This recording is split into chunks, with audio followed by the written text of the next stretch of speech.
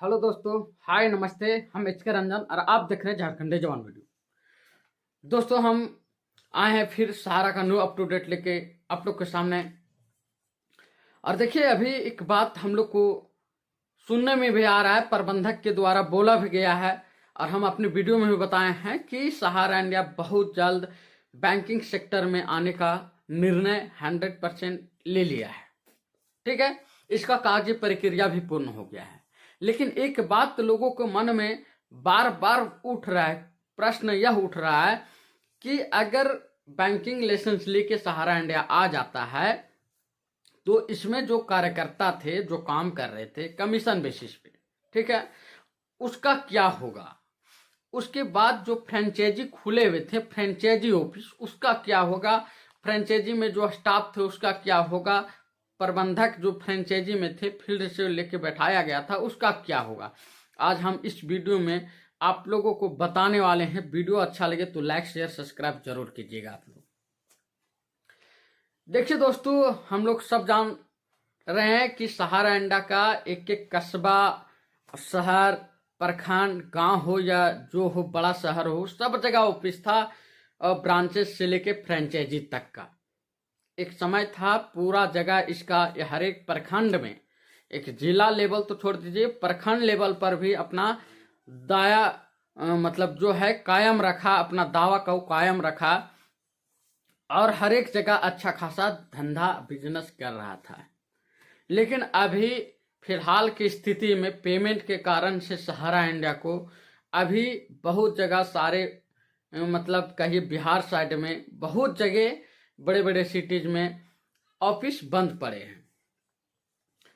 खास करके हमको आज चर्चा करना है कि जो सहारा इंडिया को बोला जा रहा है कि लाइसेंस लेके आ रहा है बैंकिंग का, तो उस समय जो कार्यकर्ता काम कर रहे हैं सहारा इंडिया में, उनको अभी भी आस लगा के बैठे हुए हैं कि हमको सहारा फिर कम बैक करेगा और हम काम करेंगे, हमको 2 रुपया फिर से मिलेगा।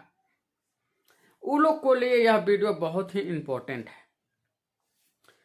बैंकिंग का मतलब होता है कि देना लेना।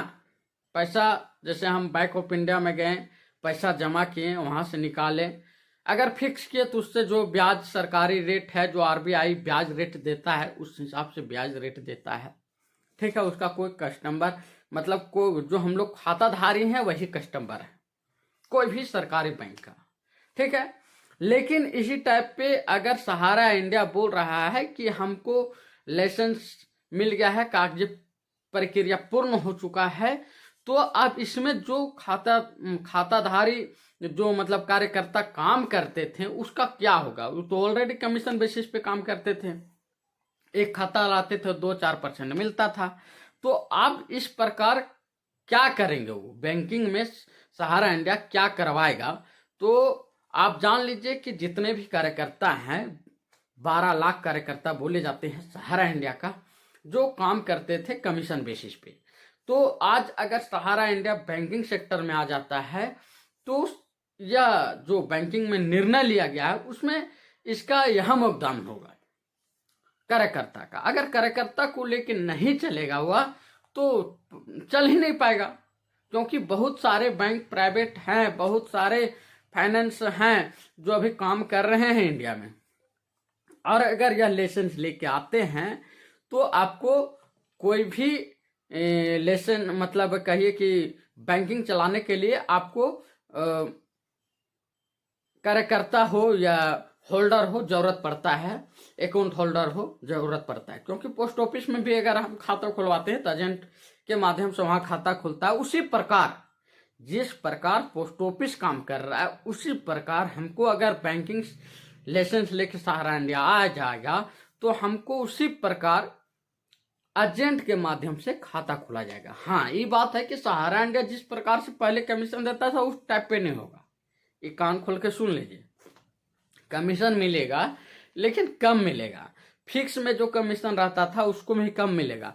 ब्याज की बात है तो जो पोस्ट ऑफिस का ब्याज है उसमें थोड़ा सा हो सके बढ़ा के दे दे, लेकिन ब्याज में वही लमसम होगा, थोड़ा सा 19-20 हो सकता है, लेकिन ब्याज भी वही रहेगा। रेकरिंग खाता में भी ब्याज वही रहेंगे।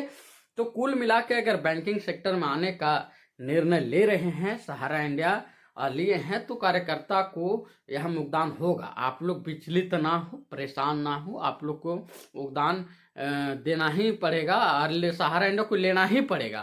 क्योंकि अगर आप कार्यकर्ता को छोड़ के चलेगा तो फिर उसका पैर हाथ सब कार्यकर्ता था, वही पैसा लाता था, तो फिर फंस जाएगा। बैंकिंग लाइसेंस भी मिलेगा लेकिन स्कोप नहीं कर पाएगा। तो आप जितना भी कार्यकर्ता हैं खास करके, वो अभी भी रीढ़ का हड्डी हैं सहारा इंडिया के लिए। अभी कार्यकर्ता के ही बदौलत अभी सहारा टिका भी हुआ है। तो रही बात आप फ्रेंचाइजी का, तो 2010 से जो सुनने में आया है, जो बात हो रहा है प्रबंधन से, उच्च प्रबंधन के अधिकारियों के द्वारा मीटिंग में भी बोला जा रहा है कि 2010 के बाद जितने भी फ्रेंचाइजी शायद खोले गए हैं और अच्छा फंडिंग नहीं दे पाए या अच्छा स्कोप नहीं रहा, उनको बंद कर दिया जाएगा। रही बात वहाँ का स्टाफ का, जो है कॉन्ट्रेक्चुअल स्टाफ, तो सहारा इंडिया पहले भी निकाल चुका है सभी लोगों को। और रही बात जो कंपनी स्टाफ रखी हुई है, उसमें भी बहुत तरह का छटनी होगा, उसके बाद रखा जाएगा। ठीक है। तो रही बात जहाँ तक बैंकिंग सेक्टर का रखने का, तो अभी इसका रूल रेगुलेशन चल ही रहा है, कैसे कैसे काम होगा। जैसे ही अप टू डेट आएगा हम पुनः आपको वीडियो के माध्यम से जरूर आप लोग को देंगे। तब तक के लिए धन्यवाद, नमस्ते। आज के लिए इतना ही। सहारा प्रणाम।